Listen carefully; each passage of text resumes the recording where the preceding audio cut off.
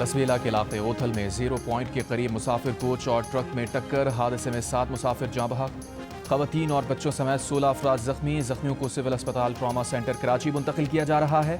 مسافر کوچ پنجگور سے کراچی جا رہی۔ غزہ کی طرف امداد لے کر جانے والے گلوبل سمود فلاٹیلا پر اسرائیل نے دھاوا بول دیا۔ 20 اسرائیلی کشتیوں نے 40 سے زائد کشتیوں پر مشتمل فلاٹیلا کو گھیرے میں لے لیا۔ کئی کشتیوں پر پانی کی توپیں چلا دیں۔ غزہ کے قحط زدہ عوام کے لیے امداد لے جانے والے اس فلاٹیلا پر پاکستان کے سابق سینیٹر مشتاق احمد اور سویڈن کی ماحولیاتی کارکن گریٹا تھنبرگ بھی سوار ہیں۔ فلاٹیلا منتظمین کے مطابق اسرائیلی فوج ایک جہاز میں داخل ہوئے اور جہاز پر سوار تمام ارکان کو حراست میں لے لیا۔ فلاٹیلا کی کشتیوں پر 500 سے زائد افراد سوار ہیں۔ اسرائیلی وزارت خارجہ کا کہنا ہے کہ فلاٹیلا کو روک دیا گیا ہے، مسافروں کو اسرائیلی پورٹ پر منتقل کیا جا رہا ہے۔ گریٹا تھنبرگ اور ان کے ساتھی محفوظ اور صحت مند ہیں۔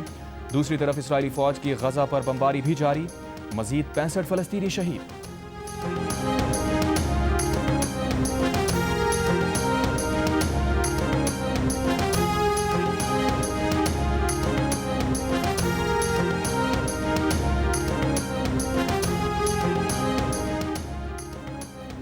وزیر اعظم شہباز شریف کی سمود فلاٹیلا پر اسرائیلی حملے کی مذمت، حراست میں لیے گئے افراد کی فوری رہائی کا مطالبہ۔ بیان میں کہا ان تمام افراد کے تحفظ کے لیے دعا گو ہیں جن کو اسرائیل نے غیر قانونی حراست میں لیا ہے۔ ان کا جرم یہ ہے کہ وہ فلسطینیوں کے لیے امداد لے کر جا رہے ہیں۔ یہ بربریت بند ہونی چاہیے، امن کو موقع دینا چاہیے، انسانی امداد مستحق افراد کو پہنچنی چاہیے۔ ترکی کی بھی فلاٹیلا کو روکنے کی مذمت، اقدام کو دہشت گردی قرار دیا۔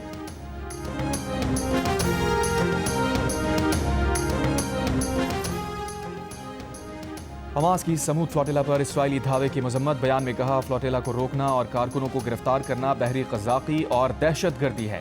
اس سے دنیا بھر کے لوگوں کا غصہ مزید بھڑک جائے گا۔ یہ وحشیانہ حملہ ہے جس میں بین الاقوامی یکجہتی کے کارکنوں کو نشانہ بنایا گیا۔ کارکن غزہ پٹی میں محصور لوگوں کو ہنگامی امداد پہنچانے کے لیے فوری انسانی مشن پر تھے۔ اقوام متحدہ اور عالمی برادری قانونی اور اخلاقی ذمہ داریاں ادا کرے اور اس کی مذمت کریں۔ کارکنوں اور ان کے جہازوں کے تحفظ کے لیے فوری اقدامات کیے جائیں۔ فلاٹیلا کو روکے جانے کے خلاف مختلف ممالک میں احتجاج، جرمن دارالحکومت برلن میں مظاہرین نے مرکزی ٹرین اسٹیشن کو بند کر دیا۔ یونانی دارالحکومت ایتھنز اور فرانس میں بھی مظاہرے۔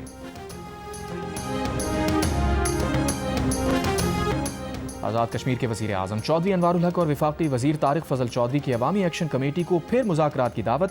چودھری انوار نے کہا پرتشدد احتجاج سے کوئی مقصد حاصل نہیں ہوگا۔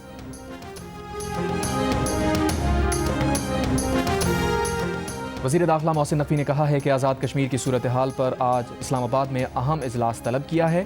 اجلاس میں غور ہوگا کہ آزاد کشمیر کی صورتحال میں کیا کردار ادا کیا جائے۔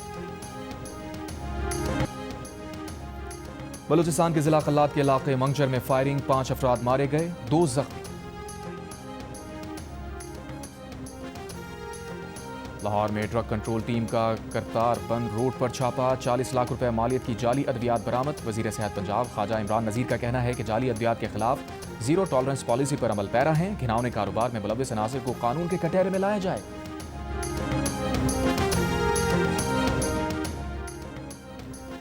کراچی پہلوان گوٹ سے برآمد انسانی سر نارتھ ناظم آباد سے ملنے والی لاش کا نکلا۔ قتل کے بعد تن اور سر کو 2 الگ الگ مقامات پر پھینکا گیا تھا۔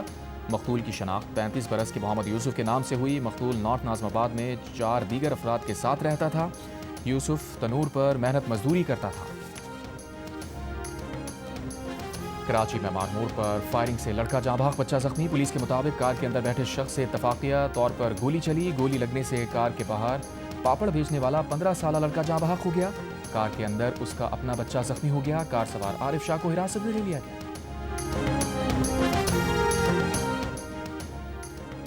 بانی پی ٹی آئی اور بشرا بی بی کے خلاف توشہ خانہ 2 کیس کی سماعت آج ہونے والی ملتوی کر دی گئی۔ عدالتی عملے نے وکلا صفائی اور پروسیکیوشن ٹیم کو آگاہ کر دیا۔ وکلا صفائی نے نیب کے تفتیشی افسر محسن ہارون پر جرح جاری رکھنا تھی۔ گزشتہ سماعت میں ایف آئی اے کے تفتیشی افسر شاہد پرویز پر جرح مکمل کی گئی تھی۔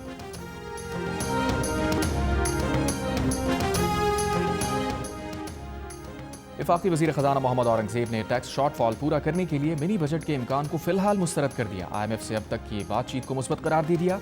قائمہ کمیٹی کو معاشی صورتحال پر بریفنگ دیتے ہوئے کہا کہ ملک میں میکرو اکنامک استحکام آ چکا ہے۔ حکومت نومبر کے آخر میں ابتدائی طور پر $25 کروڑ کا پینڈا بانڈ جاری کرے گی۔ یورو بانڈ کی $1.3 ارب کی اگلی ادائیگی بھی بروقت کی جائے گی۔ اگلے مالی سال کا بجٹ FBR نہیں بنائے گا۔ ٹیکس پالیسی آفس اب براہ راست فائنانس ڈویژن میں آ گیا ہے۔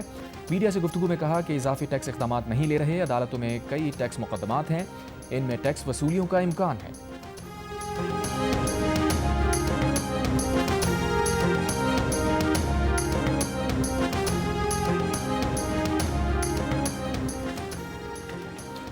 IMF کے ساتھ $7 ارب پروگرام کی اقتصادی جائزہ مذاکرات جاری۔ IMF سے صوبائی حکومتوں کے نمائندوں کی ملاقاتیں۔ IMF مشن کو صوبوں کی جانب سے زرعی انکم ٹیکس کے نفاذ اور اس کی وصولی کے لیے لاہے عمل پر بریفنگ۔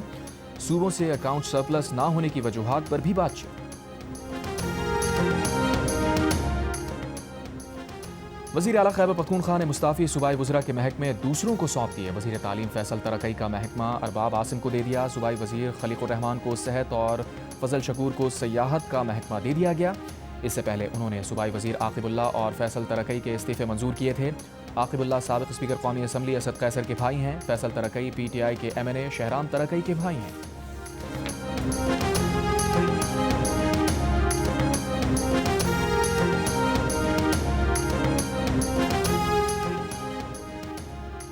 برطانیہ میں چوری ہونے والی لگژری گاڑی کی کراچی میں موجودگی کا ایک اور واقعہ۔ انٹرپول نے گاڑی کی برآمدگی کے لیے سندھ پولیس کو خط لکھ دیا۔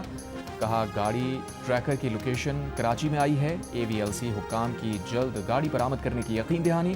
2022 میں بھی انگلینڈ سے چوری ہونے والی گاڑی کراچی سے پکڑی گئی تھی۔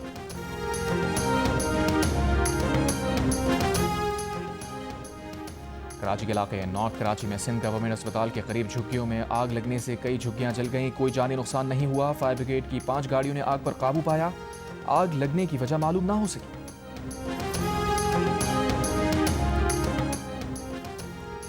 امریکہ روس میں توانائی اسٹرکچر پر طویل فاصلے تک مار کرنے والے میزائل حملوں کے لیے یوکرین کو انٹیلیجنس فراہم کرے گا۔ امریکی میڈیا کا دعویٰ ہے کہ ٹرمپ انتظامیہ یوکرین کو طاقتور ہتھیار بھیجنے کا ارادہ رکھتی ہے جو روس میں مزید اہداف کو نشانہ بنا سکتے ہیں۔ امریکی حکام نیٹو اتحادیوں سے اس قسم کی مدد فراہم کرنے کا بھی کہہ رہے ہیں۔ G7 کا روس سے تیل کی خریداری میں اضافہ کرنے والے ممالک کو ہدف بنانے کا فیصلہ۔ G7 ممالک روس سے درآمد ختم کرنے کو عملی جامہ پہنانے کے لیے بھی اقدامات کریں گے۔ روس نے 1 اکتوبر سے 1 ماہ کے لیے سلامتی کونسل کی صدارت سنبھال لی۔ روس کا انٹونیو گوٹریس کی جگہ نئے سیکرٹری جنرل کا تقرر کرنے کے عمل کا آغاز کرنے کا اعلان۔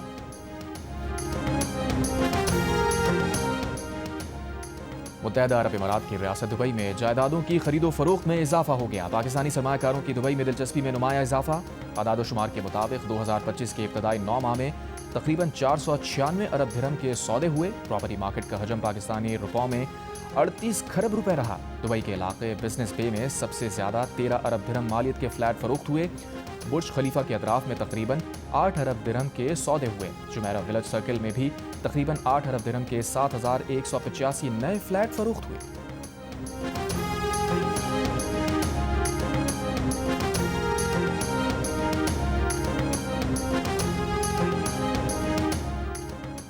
امریکہ میں اخراجات کا بل منظور نہ ہونے سے حکومت کا کام رک گیا۔ ناسا سمیت متعدد محکمے بند کر دیے گئے۔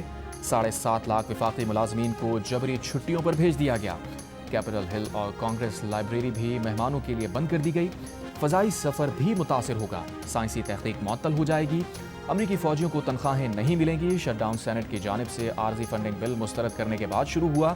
ڈیموکریٹس اور ریپبلکن نے ایک دوسرے کو ذمہ دار ٹھہرا دیا۔ امریکی سینٹ نے دوسری بار ووٹنگ میں بھی حکومت کے فنڈنگ بل کو مسترد کر دیا۔